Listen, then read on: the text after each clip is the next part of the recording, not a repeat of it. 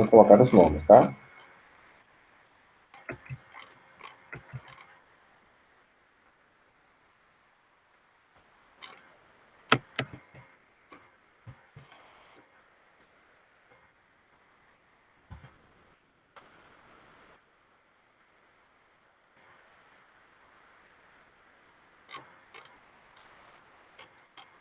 Bom, pessoal, boa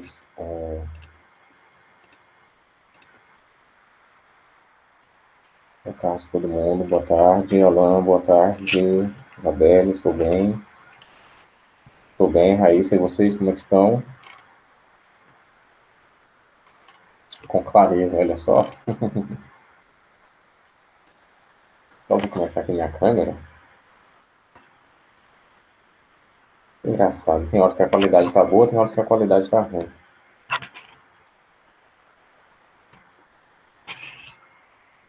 Bom, nós paramos a nossa leitura na página 179, certo?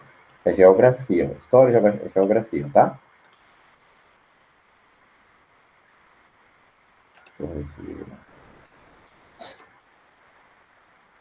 Tantas disciplinas com o tio Carlos, né? A gente até se perde.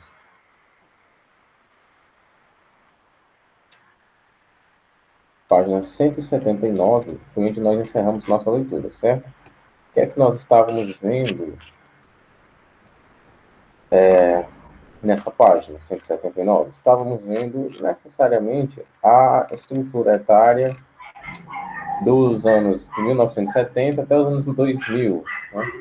Comparando as pirâmides etárias, como foi o aumento da longevidade, né? As mudanças na fecundidade, natalidade, mortalidade e expectativa de vida, né? Esses 4 elementos foram se alterando, página 179, né? Esses elementos foram se alterando, e isso fez com que houvessem algumas mudanças no que diz respeito a, principalmente, a expectativa de vida da população brasileira, né? Tudo isso também é influenciado diretamente por mudanças como melhorias em geografia, tá? Melhorias no sistema de saúde, que não está perfeito, mas teve sim alguns avanços, né? Isso ninguém pode negar. Alguns desses avanços foram na base da obrigação, né? Por exemplo, obrigar a população a vacinar seus filhos, né? Obrigar a população a tomar uma vacina. É uma medida que melhorou e muito a vida dos cidadãos brasileiros, embora ainda hajam algumas pessoas que têm um conceito muito errado sobre ciência e sobre vacina, né? Acham que o governo tem um plano maligno de vacinar todo mundo e que todo mundo vai ficar doente porque está tomando a vacina, né?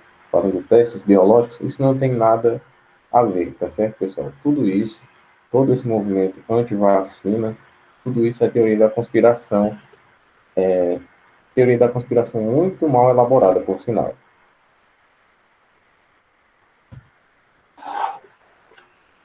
Deixa eu ver aqui. Talvez possa ser melhor aqui.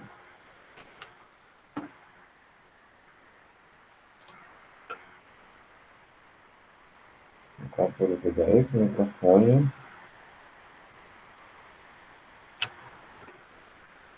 Eu vou entrar com outro dispositivo aqui. Então vamos lá, todo mundo com o livro aberto, página 180 agora, tá? A gente já encerrou da página 179, vamos para a página 180.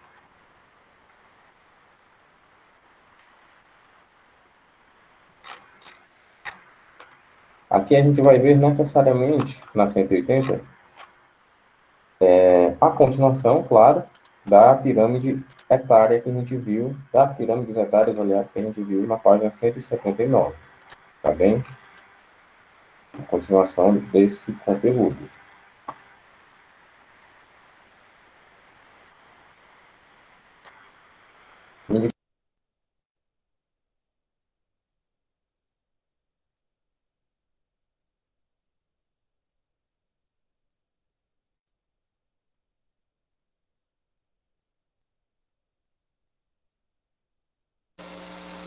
Pessoal,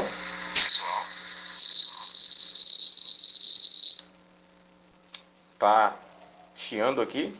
Tá dando para vocês ouvirem direitinho?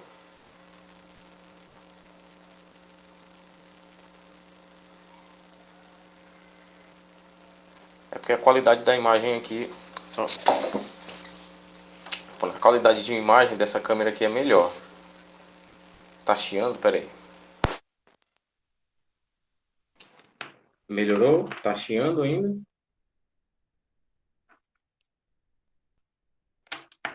Pronto. Pois ok. Então vamos lá. Agora tá bom, né? Então vou usar esse microfone, esse alto-falante, essa câmera e essa apresentação. Vai ficar tudo ótimo.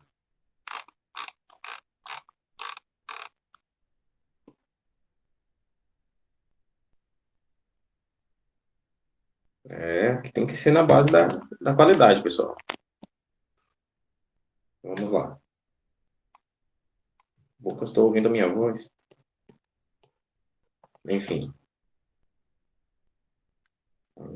Patrícia. Desse jeito, muita coisa para administrar, mas dá tudo bem. Bom, aqui a pirâmide etária, a gente pode ver o seguinte: necessariamente de 0 a 100 anos ou mais. A população brasileira, em 2010, homens e mulheres. Aqui não está dando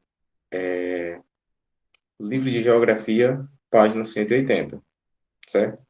Aqui não está dando porcentagens nessa última pirâmide, tá certo? Mas a gente pode ter uma noção, acho que eu posso até apresentar aqui.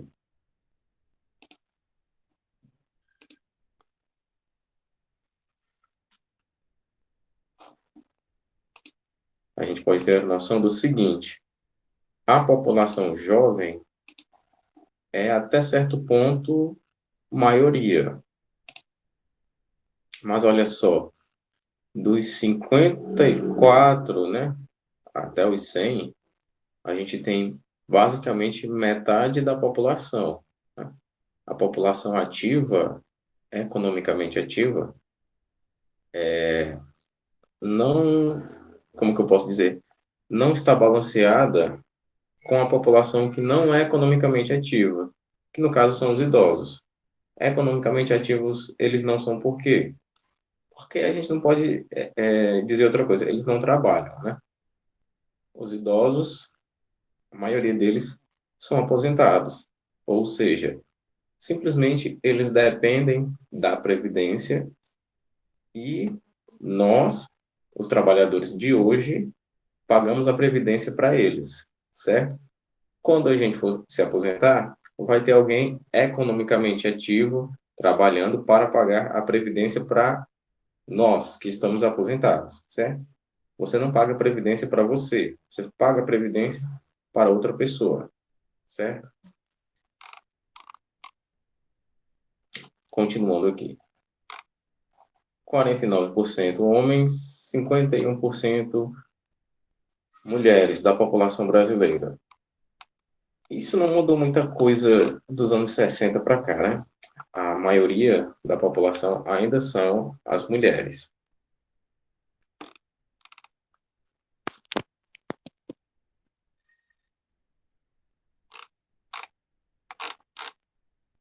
Contudo, um dado deve ser levado em consideração. O ritmo do envelhecimento da população brasileira apresenta-se mais acelerado do que em diversos países. Se hoje possuímos 8% do total de pessoas com mais de 65 anos no total da população, em 2030 possuiremos 15%. Esse fato, atenção nesse parágrafo aí, aliás, nessas linhas, esse fato deverá obrigar o governo brasileiro a investir mais em saúde do idoso, previdência social, lazer, bem como a iniciativa privada deve investir em requalificação profissional para reincorporá-los no mercado de trabalho. Ou seja, do ponto de vista econômico, né? Vamos começar começar do começo. O governo brasileiro investindo em saúde do idoso. Por quê? Porque a projeção, né, matematicamente falando,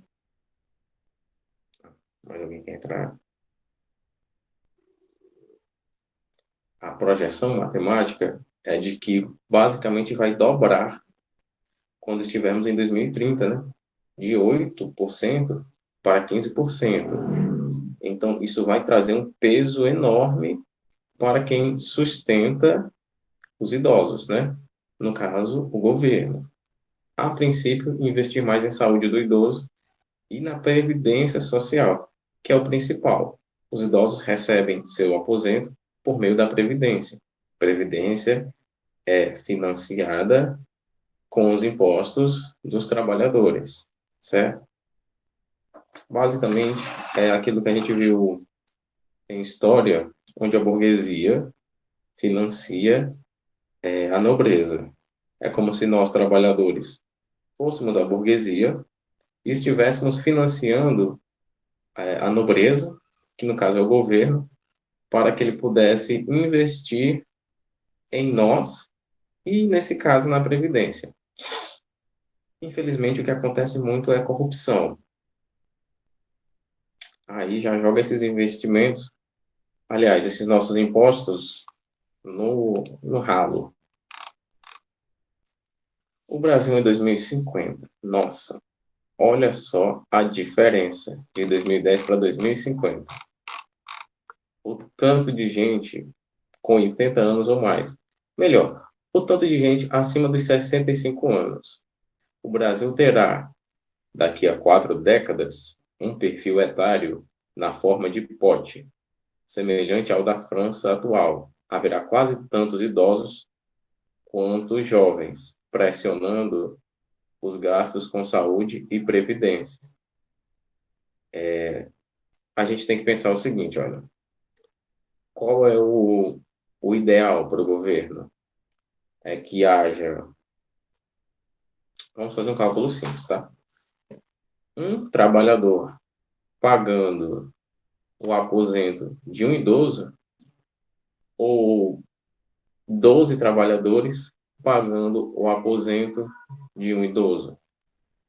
Se o trabalhador ganha um salário mínimo e o idoso, né, nesse caso aqui, tudo bem, Raiz, e o idoso também ganha um salário mínimo, então o cálculo aqui não bate, né? Porque não vai ter como, por exemplo, eu sustentar, financiar, aliás, o aposento daquele idoso ali, se ele vai ganhar um salário assim como eu, certo?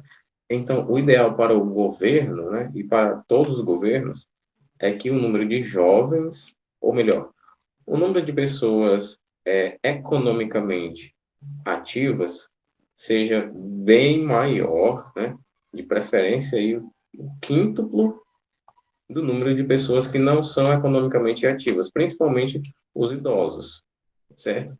Porque uma pessoa economicamente, aliás, uma pessoa que não é economicamente ativa, ela é necessariamente um gasto para o governo.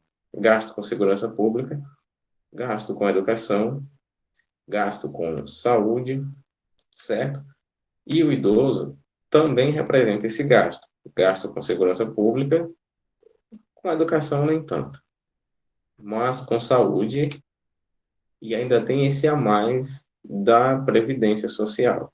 Então, o peso que o nosso livro está sugerindo aqui que o Brasil terá em 2050 é na seguinte relação, de que o número de idosos em 2050 vai ser quase igual ao número de jovens. Como é que esses jovens aqui vão financiar o aposento desses idosos aqui, certo? Essa é a preocupação dessa pirâmide etária aqui, da projeção matemática dessa pirâmide etária aqui, tá certo?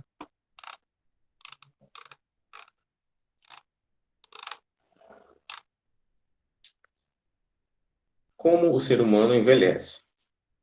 Esse microfone aqui é melhor também, né? O principal motor é... Obrigado, Raquel. O principal motor do envelhecimento humano fica dentro das nossas células. Lá, as mitocôndrias fazem a respiração celular para produzir energia, mas acabam gerando como resíduos radicais livres, moléculas com um elétron a menos e que reagem facilmente, danificando a própria célula. Com o tempo, os danos se acumulam, fazendo o corpo envelhecer. Além disso, a divisão celular, pois é, a divisão celular desordenada também ajuda a envelhecer. Ao longo da vida, algumas células se multiplicam constantemente. A cada divisão, fragmentos do DNA são perdidos, causando pequenos erros genéticos, que são passados para as células filhas. Isso acontece até que a célula não consiga mais se dividir ou é destruída pelo próprio organismo por conter muitos erros. Aí, game over. Resumindo, esse pequeno texto aqui, né? Explicando, olha só, vou até colocar produção textual aqui no meio. Isso aqui poderia ser o fragmento, certo? Fragmento de um artigo de divulgação científica. Esse texto aqui usa uma linguagem clara, que todo mundo entendeu, né? Divulgando a ciência numa linguagem popular, porém, numa linguagem formal. Olha só que interessante. E ainda usou o estrangeirismo, né? Que no caso é usar palavras da língua estrangeira no nosso idioma, que no caso foi game over. Olha só que legal, né? A gente até poderia dizer que DNA também é estrangeirismo, né? Já que DNA significa ácido desoxirribonucleico. Então seria ADN, a sigla correta em português, né? Seria ADN, ácido desoxirribonucleico. Estão vendo só como as disciplinas conversam uma com a outra? E ainda mais as disciplinas do tio Carlos. É sensacional. Estou para ver. Vamos lá. Próxima página. Estrutura da população economicamente ativa. A gente vai chamar de PEA, certo?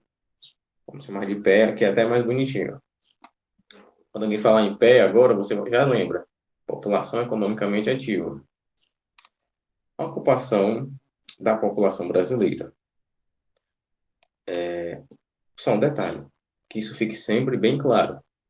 Sempre que nós formos estudar a ocupação da população brasileira, né, a distribuição demográfica, você já lembra, historicamente, o Brasil tem uma péssima distribuição da sua população, um acúmulo enorme no Sudeste e uma população de mais ou menos 8 habitantes por quilômetro quadrado no Norte. Uma diferença enorme, né?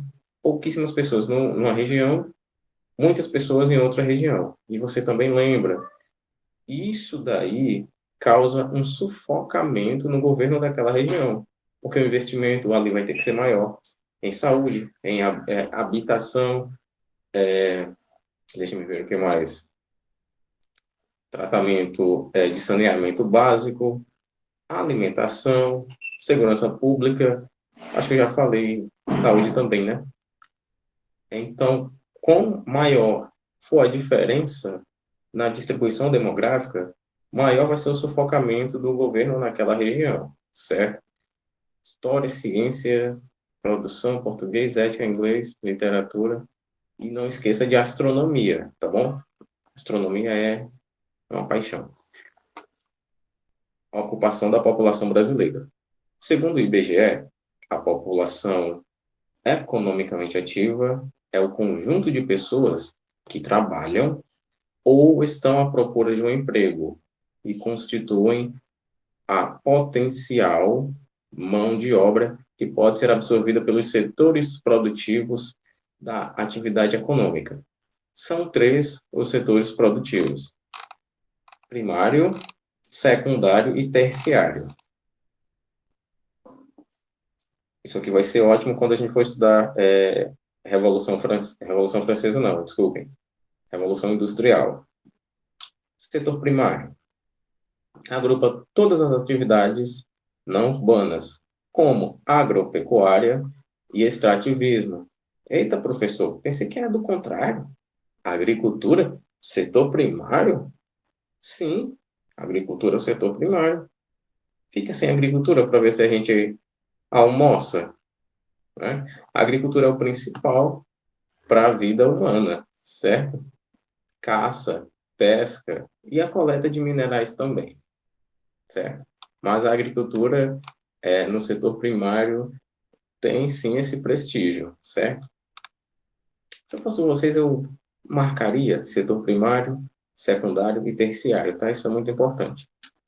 Setor secundário envolve todas as atividades de transformação, como a indústria e construção civil, certo? A indústria, a gente sabe que traz transformações, principalmente transformações sociais, dentre outras, até mesmo transformações ambientais, mas a gente não vai falar disso porque esse é o assunto para outra aula, da parte da geografia mais ambiental. E a construção civil? Claro, né? A construção civil modifica tudo. Primeiramente, o ambiente, né? A estrutura, a arquitetura. Setor terciário. Compreende todas as atividades de prestação de serviço e comércio, como educação, transportes, administração pública e privada, bancos e etc. Contudo, esse setor deve ser dividido em formal e informal. O setor terciário formal é constituído por uma maioria de trabalhadores legais, ou seja, que possuem carteira assinada. Por outro lado, o setor terciário informal é composto, na sua maioria, de trabalhadores que não apresentam qualquer vínculo empregatício. O que é vínculo empregatício?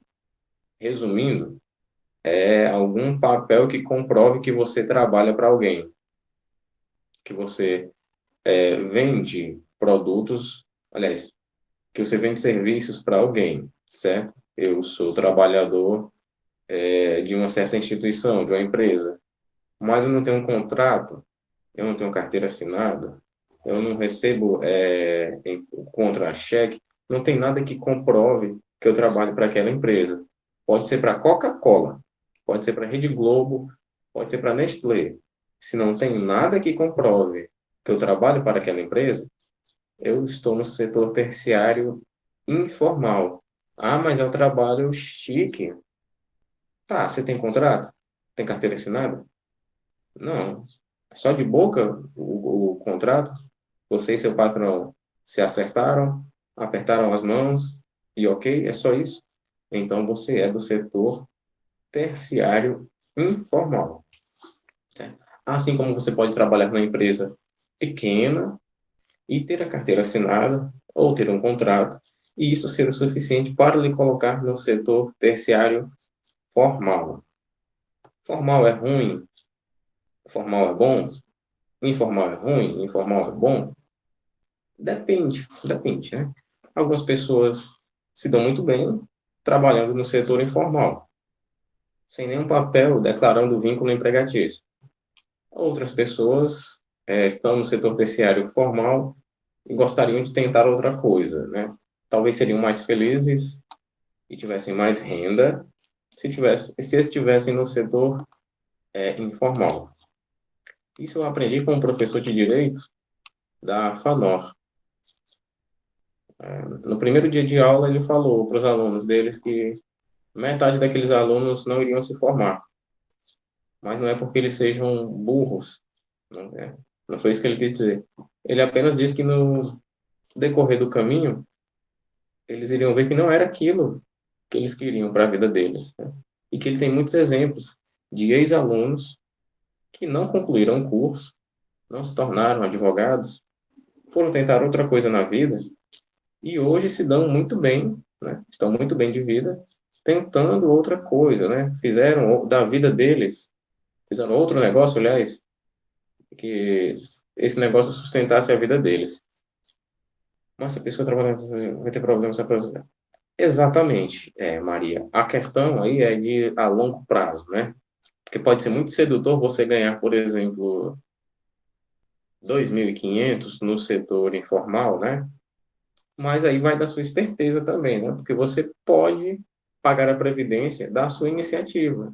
Você pode até estar desempregado e ter algum dinheirinho guardado e ir pagando todo mês a previdência, tá? Você não precisa estar empregado, né? Tem um vínculo empregatício, carteira assinada, contrato, para o INSS tirar ali o dinheirinho da previdência, não. Você mesmo pode pagar da sua iniciativa, certo? Sem que ninguém lhe obrigue, sem nada do gênero. Muita gente tem esse problema, né? Passou muito tempo no setor informal e entrou para o setor formal e não tem tempo suficiente de trabalho, de contribuição para se aposentar. É uma realidade de muita gente. Vamos lá, pessoal. Continuando. Segundo dados do IBGE, a população economicamente ativa do Brasil chegou em 2010 a 79,3 milhões de pessoas. 56,5% do país. Desse total, porém, cerca de 71 milhões apresentavam, aliás, alguma ocupação e aproximadamente 7,6 milhões, ou seja, 9%, estavam desempregados em busca de emprego. Porque se você está desempregado e não está buscando emprego, você está fora da população economicamente ativa. Como assim, professor? Não entendi. Para quem não entendeu e talvez está com vergonha de perguntar. Se você está desempregado, mas você está procurando emprego, então você está dentro da população economicamente ativa. Agora, se você está desempregado e não está procurando emprego, então você está fora da população economicamente ativa do Brasil, pelo menos, né? Esse modo de análise é feito aqui no Brasil. Talvez em alguns outros países seja diferente. Convém salientar que muitos desses trabalhadores estão inseridos no setor terciário informal, pois, em virtude da urbanização, que não foi acompanhada por uma geração compatível de emprego, um verdadeiro exército de vendedores de semáforos e guardadores de carros e ambulantes invadiu as ruas das cidades brasileiras, acarretando o que se denomina hipertrofia ou inchação do setor terciário. Atenção aqui no seguinte. O que é que esse parágrafo aqui quer dizer?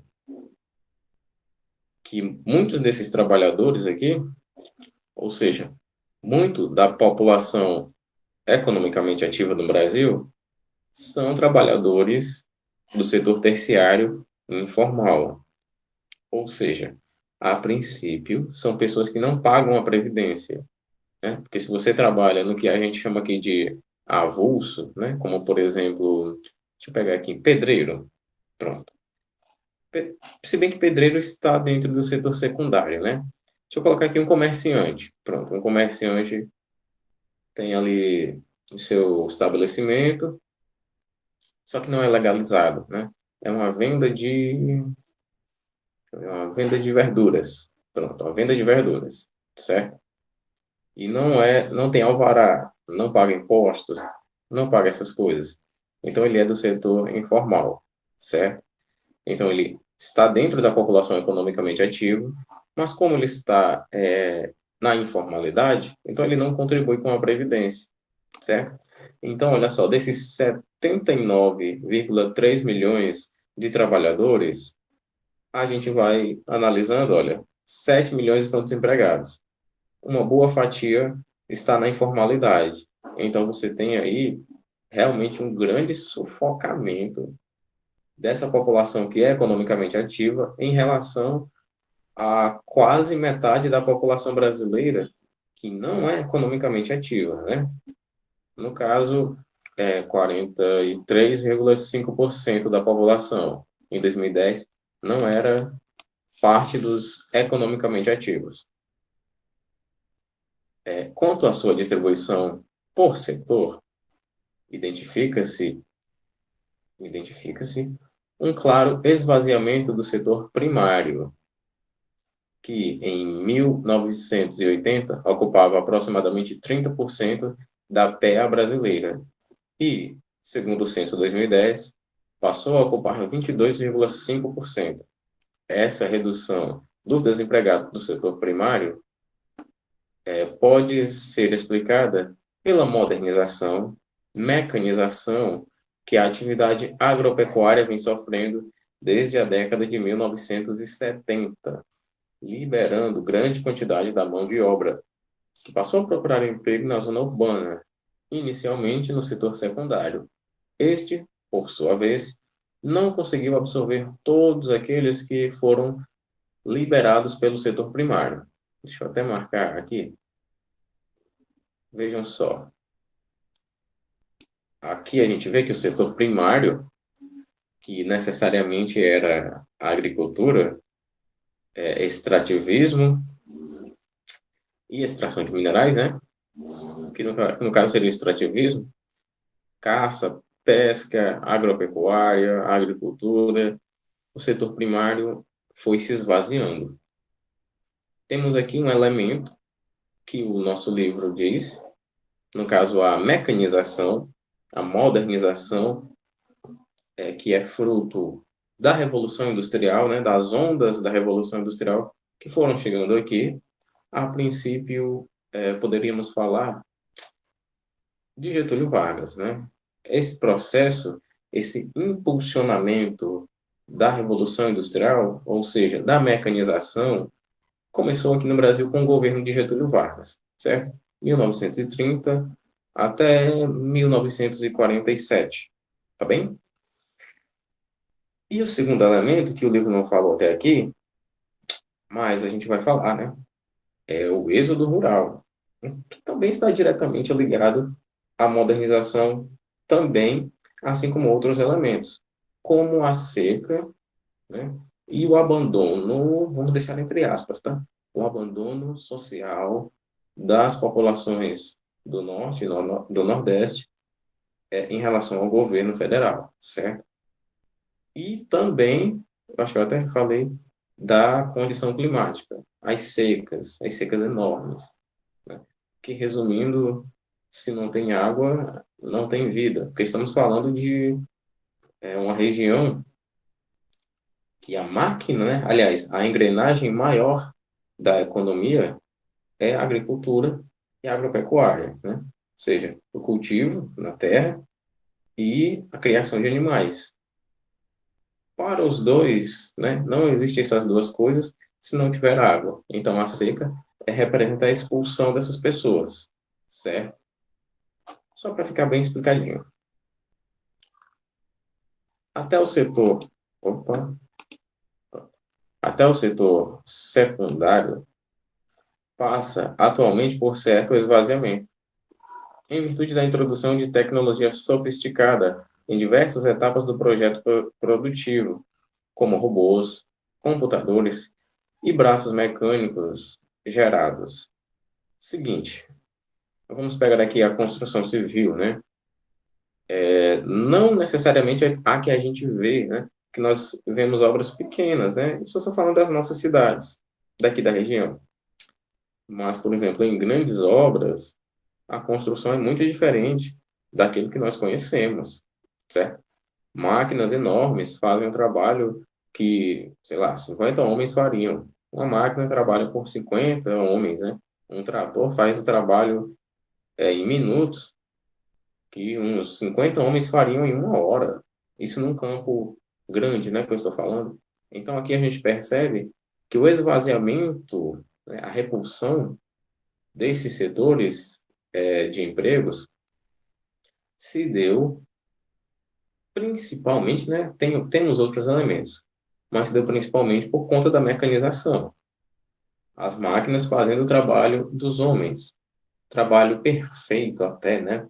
Nesse sentido que tudo calculado pelo computador e tudo mais rápido, tudo mecanizado.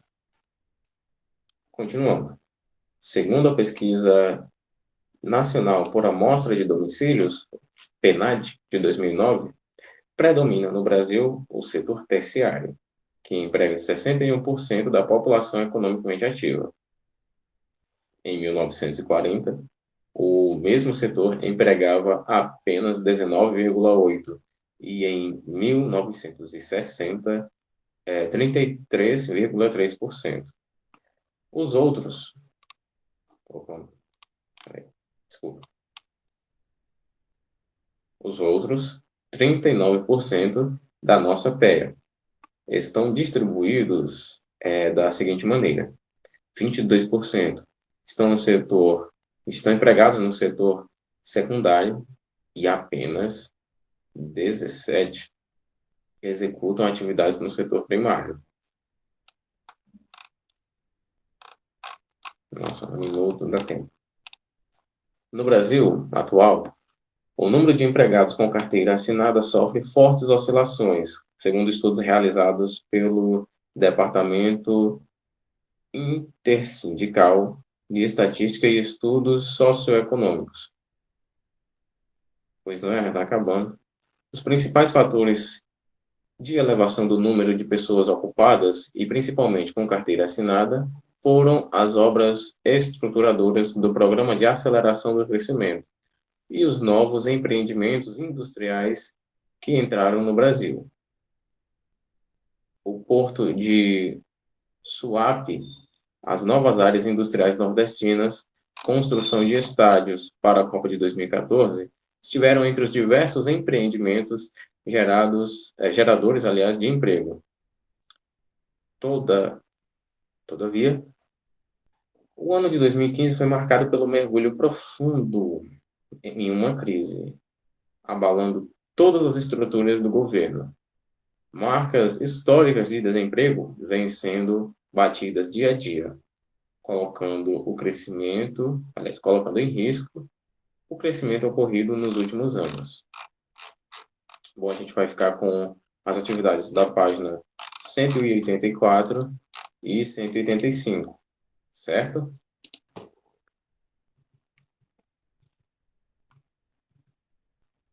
Bom, pessoal, então é isso. Vou ficando por aqui. Deixa eu ver aqui. Infelizmente, a gente não se vê mais hoje. Só amanhã na aula de produção. Tá bom? Bom, então vou ficando por aqui. Até mais, pessoal.